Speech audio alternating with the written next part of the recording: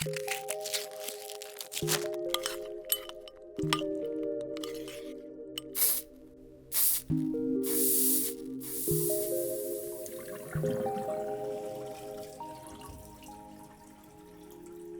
been this funny thing of like, I've got my monobrow growing back, I've got my sideburns and my upper lip hair's back and my hair's curly and look at me, I'm so authentic. But the process of doing that has been so traumatizing. My name is Roxie Mohebi. I am 27 and I was born in Iran. I moved to New Zealand when I was about 5 with my family through a refugee resettlement program.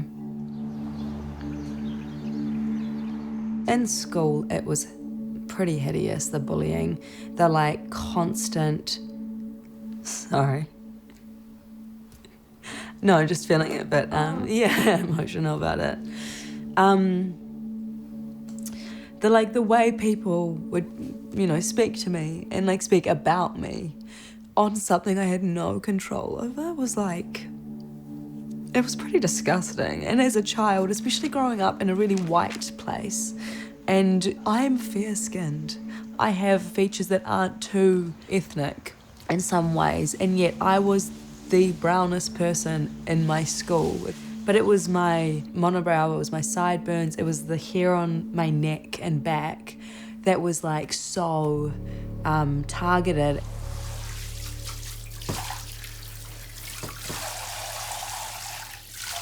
I remember I went to school early on Mufti Day. Mum went to the warehouse and got me this top. Times were tough, so it was like a big deal. And I remember I went to school early just so I could like sit there and show off my shit.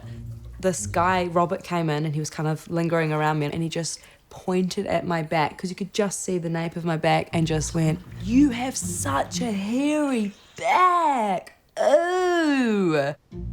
I probably spent 10 years after that not allowing myself to wear singlets, not allowing myself to wear, anything that you could see that my back.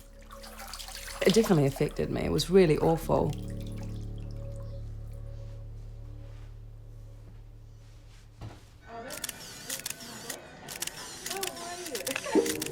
You look fucking amazing. Stop.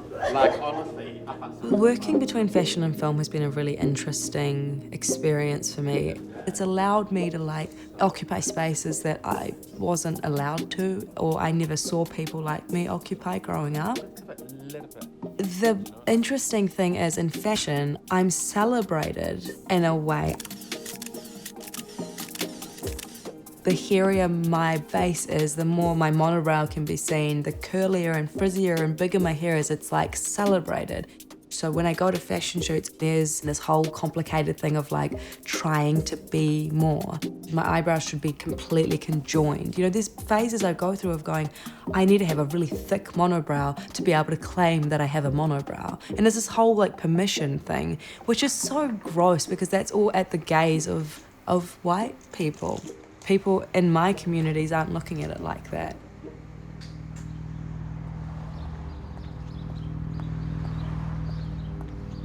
But in film, and this is just me maybe, but people want diversity in casts, but they don't want authenticity. From my experience, they want you to be very palatable.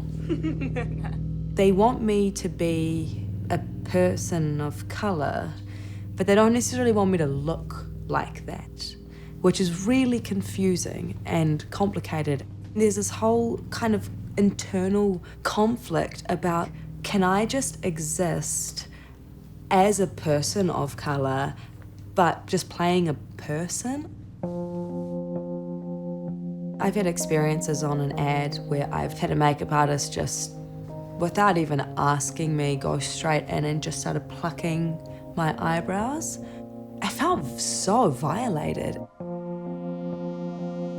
There's been experiences where they've been not saying anything, but I'm sitting in a makeup chair and I'm seeing the concealer come out there, just there, And it's like, it's quite passive aggressive, I guess.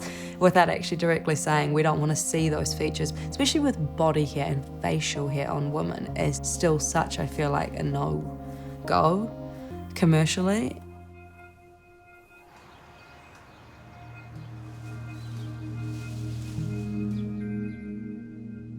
It's been really tough to be me and be as purely me as I can be in front of a screen. It's only probably been about 5 years since I've kind of let go and allowed myself to start to just be. My hair was the first step. It was like weaning myself off of hair straighteners. It was just like re-educating myself on something that I thought I should instinctively know. And there's a lot of shame surrounding that. There's so much like deep shame about, you know, this grows on my head and I don't know what to do with it.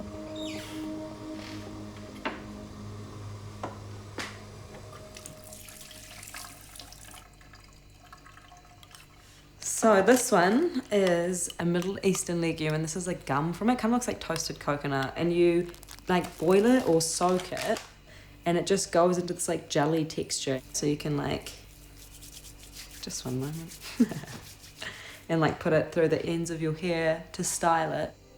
Mum's got a lot of, you know, traditional remedies. The last year has been very significant for me. I committed to letting my like features grow back out. I just decided to go 100% all in and not do anything. Like I just had a full-on fuck it moment.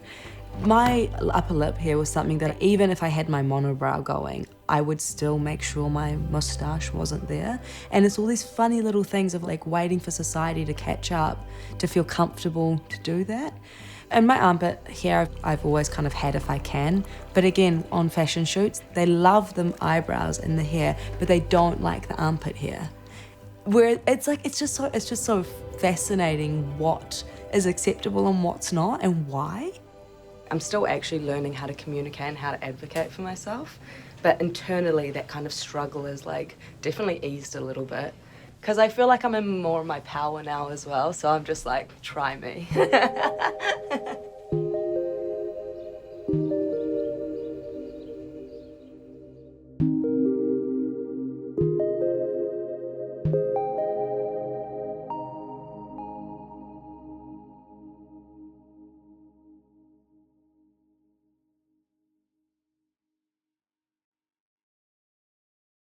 Mm-hmm.